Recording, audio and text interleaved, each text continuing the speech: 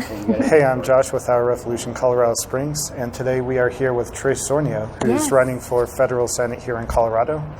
So thank you, Trish, for being here with us. Thank you so much for having me. Really great to be here.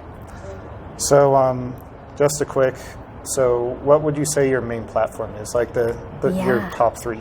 That is such a fantastic question, and I think we really need to start with how I got into this race, because how I got into this race underlies all of the ways in which I want to actually build and advance upon the issues that we all care about and we share as Democrats in terms of things like healthcare and making sure that we all have access to that, and making sure that we address climate change and that we all have good access to education, for example. But the reason I actually got into this race is because, as it turns out, there are 0 scientists on the United States Senate Science Committee.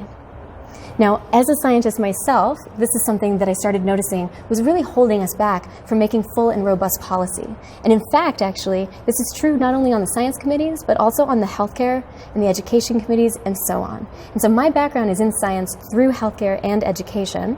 And I really wanted to make sure that if we were going to address everything from artificial intelligence, so it's not only the main topics that we talk about, closing the wealth gaps and things like that, but how do we look at things like, well, how do we legislate for artificial intelligence and genetic privacy? And how do we do things like cybersecurity? And how do we make sure that we're bringing the right experts to the table to have these discussions? And so I got started in this race to fill and diversify a professional background that I really felt was missing. And that's how we got started in this. And if you look at the healthcare committee, for example, you see it again. Did you know that right now your only healthcare expert is Rand Paul? I did not know that. Yeah, now he doesn't count, for anyone wondering. He's certainly not the person that you want on your healthcare committee making those decisions. And what we see is that when you have committees like this, and they just take money from lobbyists, or they take money, from people who have a vested interest in a particular topic, then what happens is the people they pull in as experts to testify to these committees end up not being in your and my best interest. Right? And so we see this with healthcare a lot. And one of the things that I was finding when I was in DC for work and sitting in on those Senate Science Committee hearings and healthcare and education committees, we found that they pull in experts who the CEO of Anthem, and they'll tell you, well, we can't afford to cover all these people. It doesn't work like that, right? Well, of course. And of course, we know better, right? So we need people who are going to act for you and I and bring that professional background that's currently missing in the United States Senate.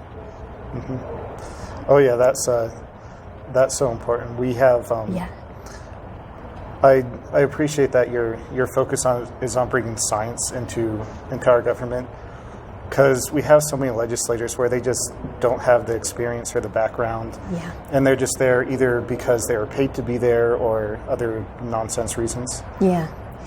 So would you say your focus for the science is more climate or more healthcare? Yeah, so climate, and I think a lot of people at home and maybe watching this, I think a lot of us are really starting to understand now that climate change, or in some cases I would actually call it the climate crisis, because I believe this is the defining scientific challenge of our generation. And I think a lot of Americans are starting to recognize that as well. And this isn't actually new information in the scientific community. We've known this for decades now.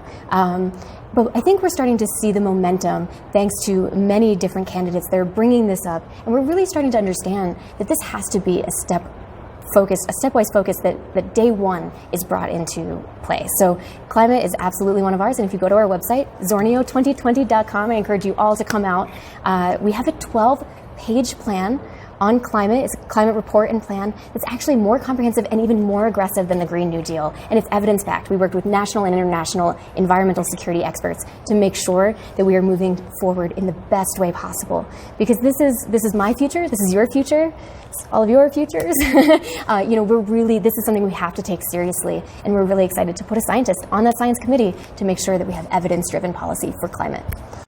All right, we're back, and we were just talking about climate change.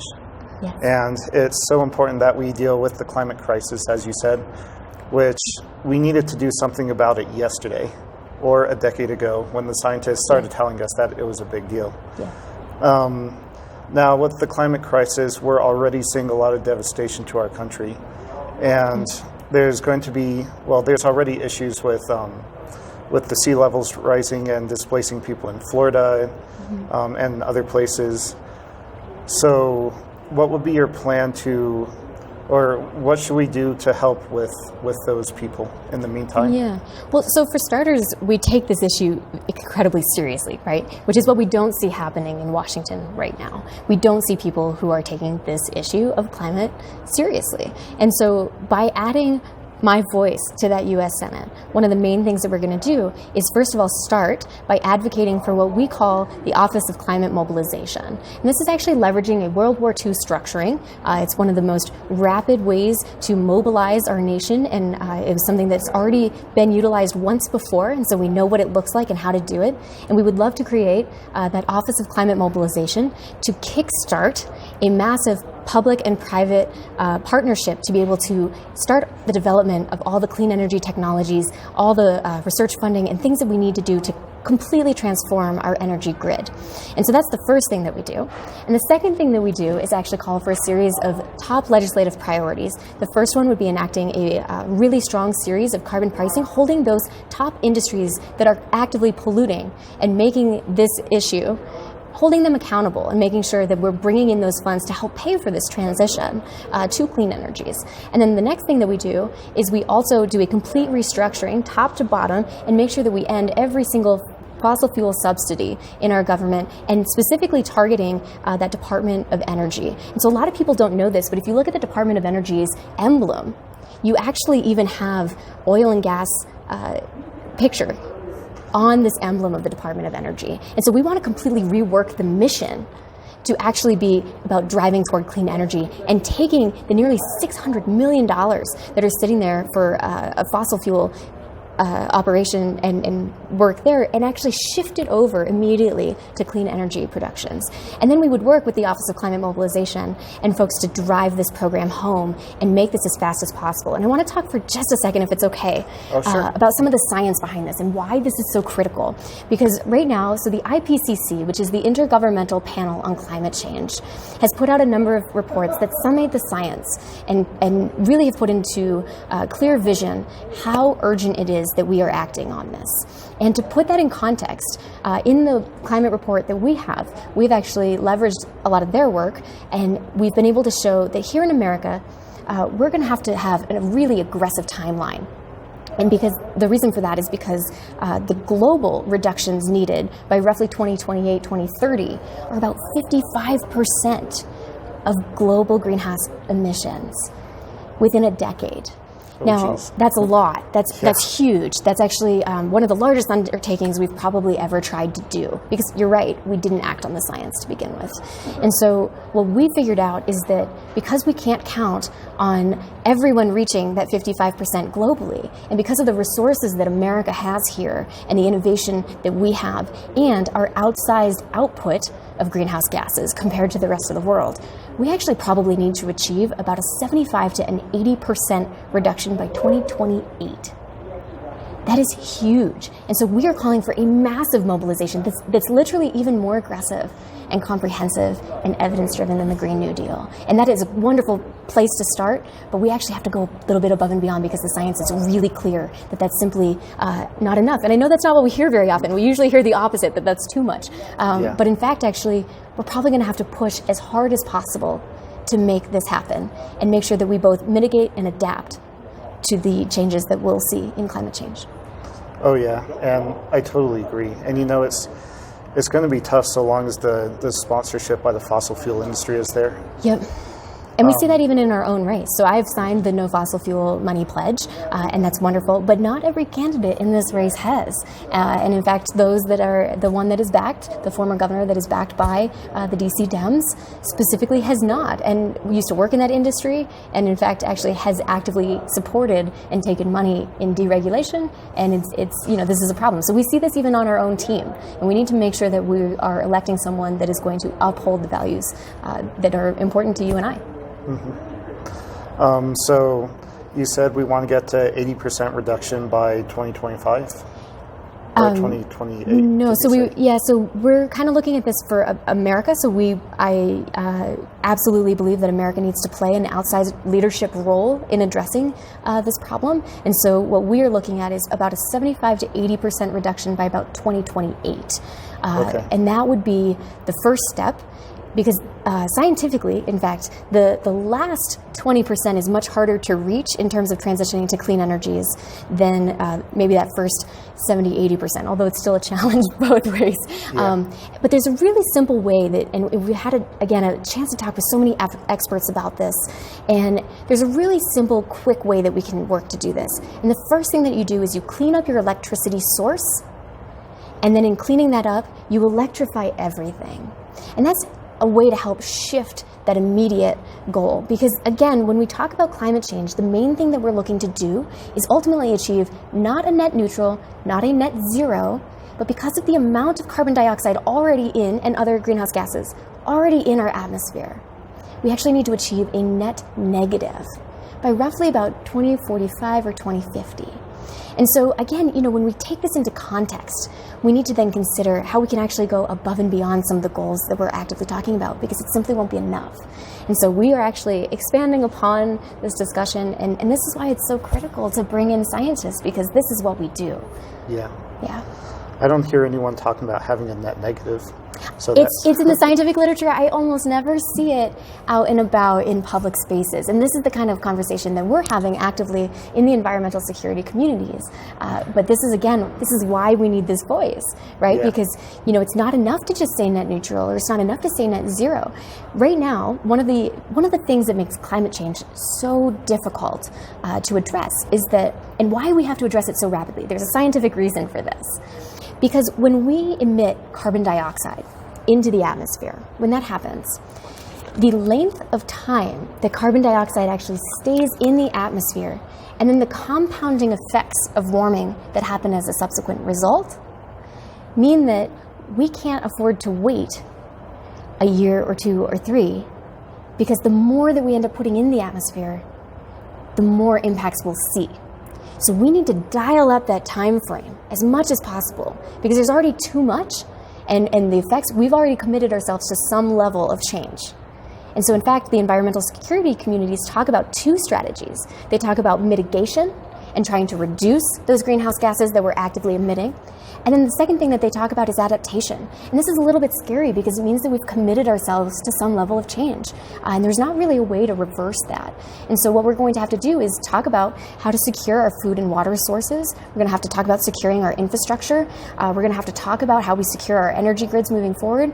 And that's that adaptation component. Not just how do we not emit this stuff, but how do we actually adapt and make sure that we are doing that as quickly as possible to reduce the amount of change that we commit ourselves to. And you're right, this isn't anywhere except in the scientific space. This is why we're running. This is why we really need to bring more of that scientific background.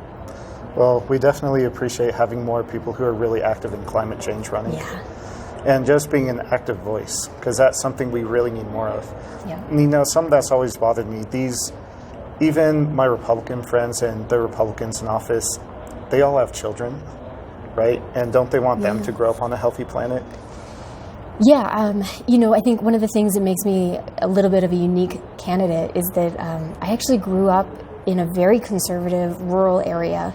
And in fact, my whole family, to the best of my knowledge, that whole town really supported Trump by and large. And I was able to sort of travel and learn a lot of different information. And I remember the first time, in fact, that I was introduced to the science of climate change, and it was in college. And I had been taught in high school that it didn't exist. And more so that we were actually heading toward an ice age. And so, this has really been a personal thing for me, because I understand where if you grow up in these communities and you have wrong information, how difficult it is when you then get confronted with this thing that doesn't match what you'd been told as a kid, Yeah. All your authority structures telling you these things, and, my science teacher doing that. And so, for me, it's been a personal journey. And because of that, I really opened the doors for conversations. Look, we know the science of climate change. We know that this is the #1 threat. The U.S. military has recognized it since 2007. But when somebody doesn't necessarily understand, I try to understand how and why. And actually, I had a chance to do that down at the the state legislature here in Colorado. I was helping with some of the behind-the-scenes organizations for the Select Committee on Climate Change a couple years ago, and one of the things that I was able to do was talk with one of the Republicans who sat on that committee, who openly denied climate change.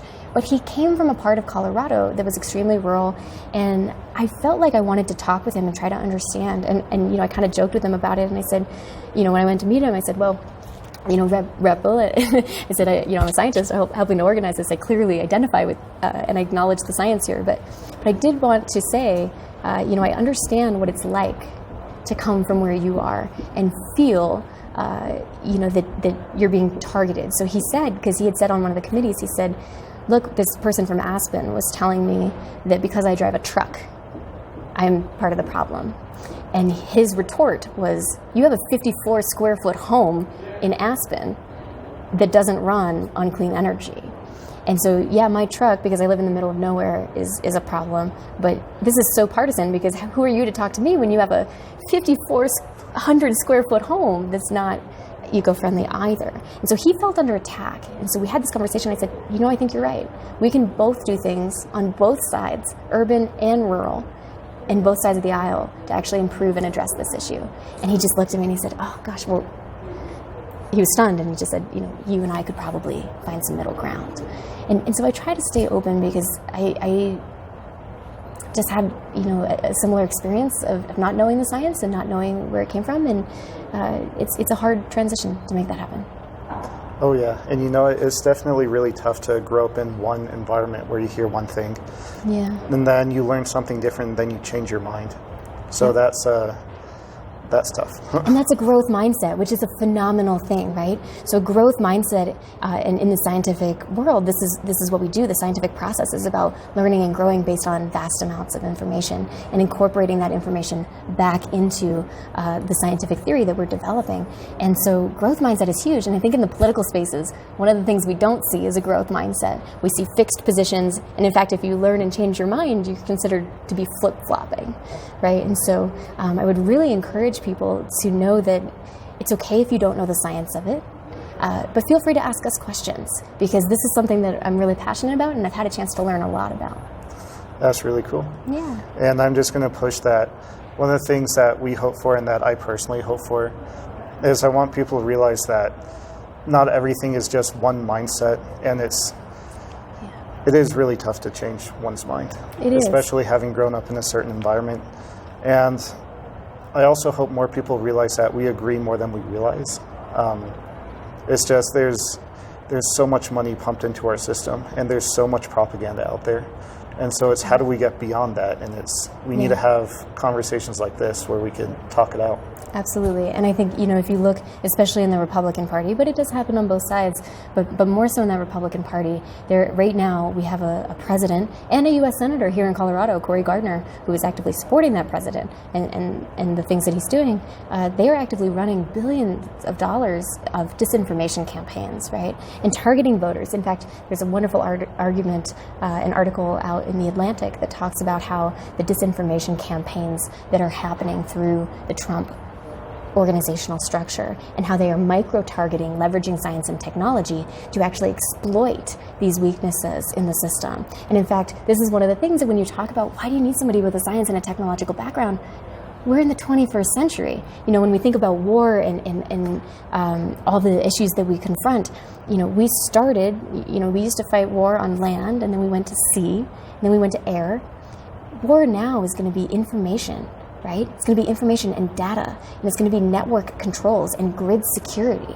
And so these sorts of things, and when you have a president who is actively leveraging the fact that we have not legislated proactively on this issue, right? And so the fact that we don't hold companies like Facebook accountable for actually needing to manage disinformation. We don't do that. And so they're exploiting it and using micro-targeting to foster division and misinformation and all the things that we're seeing. So this is something that's a really big issue today. Well, and when you get as big as Facebook, it gets tough to hold them Yeah. accountable, because then they start to have as much power as our government, Yeah. which I think is a whole separate conversation.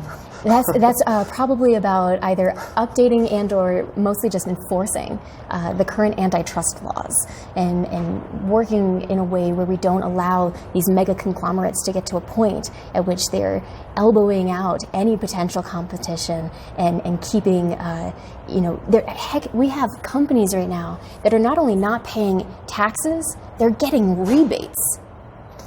Yeah, They are getting a rebate. I don't know about you, but I just did my taxes. I'm not getting a rebate. And in fact, I actually owe some money because for some reason, a few $100s, because for some reason, the way in which the withholdings were taken out was not perfectly accurate. And I actually owe money. But these companies that are raking in billions of dollars every year in profit are not only not paying taxes, they are using that money to actually work around and get rebates from people like you and me. And the really annoying thing about that, well, the crazy thing is, you hear all these arguments from the right about free trade.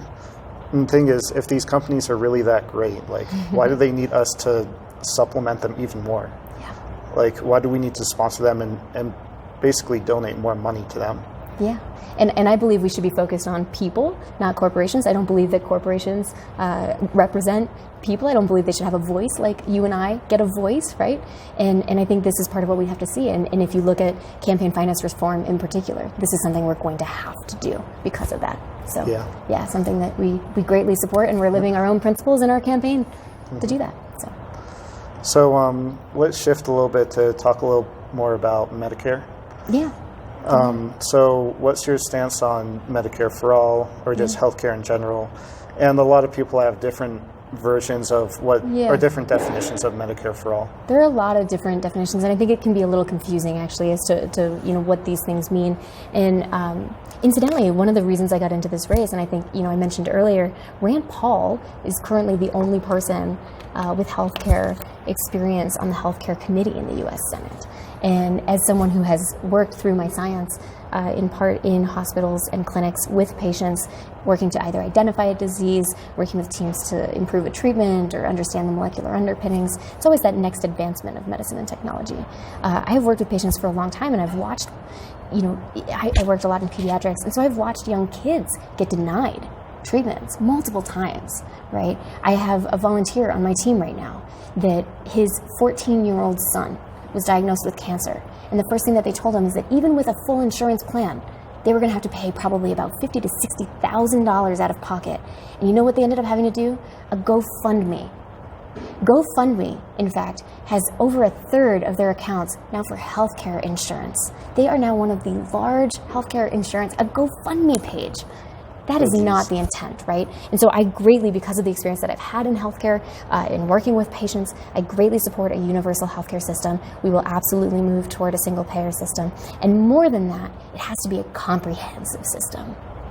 And when I say comprehensive, I don't only mean things like vision and dental and the kind of really obvious things that we think about, but I mean comprehensive in the sense where we actively put patients' needs first and we work on preventative measures that are holistic in nature, right? And we see a person as an individual and not just a number coming through. And so we want to actually focus on expanding not only the patient, but to the care support teams. So I'll give you a really personal example that came up. So last year, my mother and her partner were actually on a motorcycle, and they were hit by a car. A woman ran a stop sign, and they were hit on this motorcycle. Now, it wasn't clear if she was going to make it, and so I got a phone call from the hospital saying to come in, and I did, and she ended up, she did live, but she ended up having a leg amputation and a bunch of broken bones and a lot of stuff going on. And when we were dealing with that in that first, 24, 48, 72 hours, one of the things that came up was, how are we going to handle the insurance component? How are we going to handle the out-of-pocket expenses? Because now you're talking about not just somebody who's going to have medical care actively, but a life change. Retrofitting the entire house, right? Like getting a ramp so that you can get inside to a home, being able to retrofit a bathroom, being able to have care support so that when I come or my family comes to support the patient in the hospital, do they have some place to stay overnight so that we're not charging people endless amounts of money to be able to be a support and a care structure, right? These are the sorts of things that when we talk about a comprehensive system, my definition, again, goes so far beyond what I think because of that healthcare experience and background and seeing the support systems that need to come at large. You know, my mother in a trauma 2 level trauma 2 center, they didn't even offer a mental health professional. Oh, geez. They were literally removing a limb, and all they had was pastoral care. Level 2 trauma center. This happens all too frequently in our society. We spend more than any other nation on healthcare. We have some of the best doctors and the best technologies, and we don't even benefit from them unless you're able to pay for it. And you have to have a nonprofit system. You have to. So much to respond to there. You're hitting climate change and healthcare. These are such passions for me because I've worked in these things for so long, and it's just But I really appreciate the passion, and you know, my dad has diabetes and hepatitis, and my uncle died of cancer, and I also have a slip disc. So like healthcare, it's super personal to me. Yeah. So yeah, we really need so much activism on healthcare. Yeah. It's actually my number one issue. I think what we hear from most Americans, that if it's not your number one, it's your number two. Oh yeah. Yeah. We hear this a lot. So your story about the amputation, it's like, if it's not enough of a horrific experience, then you also have that additional stress of worrying about how to fund it.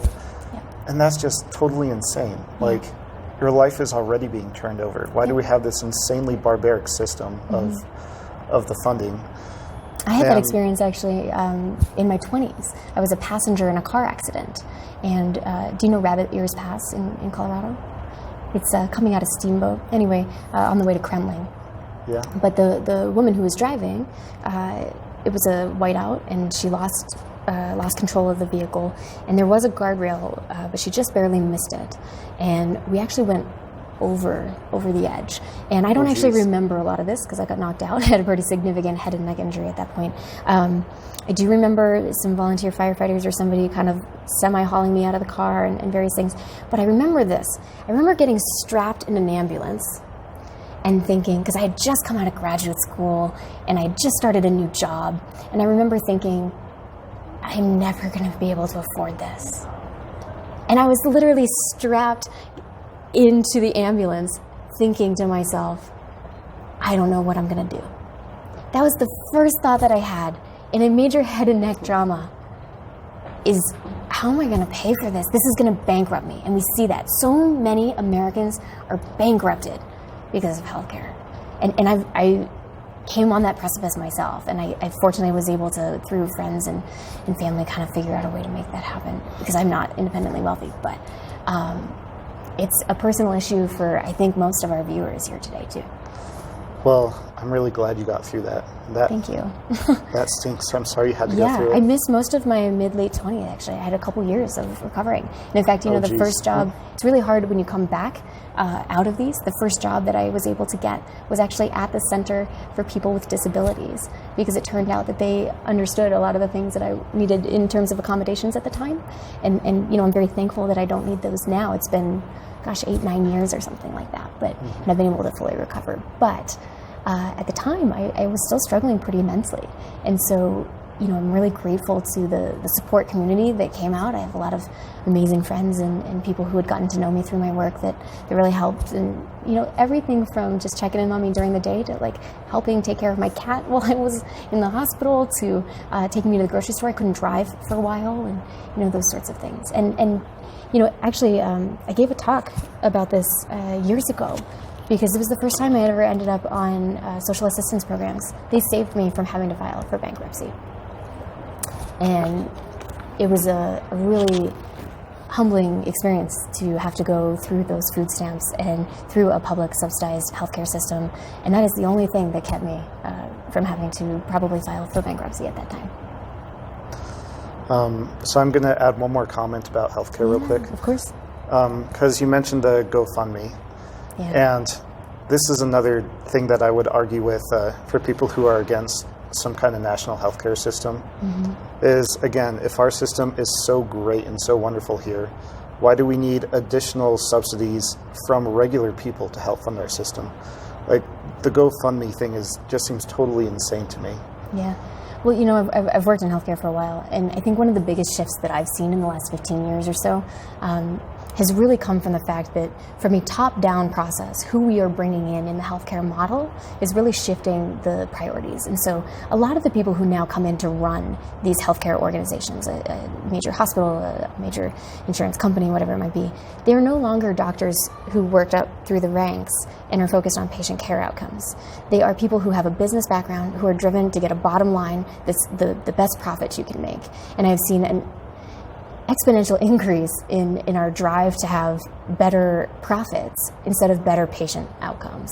And I know that because I've sat and been required to sit in as a hospital employee because through the research that I do work with these patients. And I've been required to sit in on things like customer service trainings that specifically have said things like, well, the best way to make a repeat customer in our service model. Right now, this isn't a primary care office or something where you actually do need a repeat kind of visit. This was actually in an emergency room, in an emergency hospital, in a community hospital that does surgeries and all sorts of things, right? And the fact that they were training care providers and people like myself who work with those patients to create a repeat customer tells you everything you need to know. And I shot up my hand and I said, look, if you think our goal is to create repeat customers in an emergency department, you have no business stepping foot in healthcare. And I would advise you to please respect the patients, right? And I did that at the time. But this is the biggest thing that we've seen in the shift of healthcare. And I hear that echoed across a lot of folks who work in that system. And that's exactly the point, that our system is all about selling to customers. And it's maximizing profit and just squeezing every last dollar as much as you possibly can. And I don't support that system. And I don't either. And this is a big chunk of why I'm running for this U.S. Senate seat.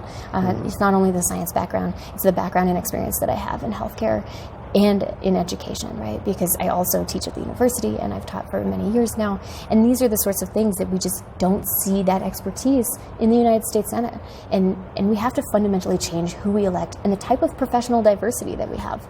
And it's become a passion and it's part of who I am now, in part because of the experiences that I've had. Look, politics are personal at the end of the day.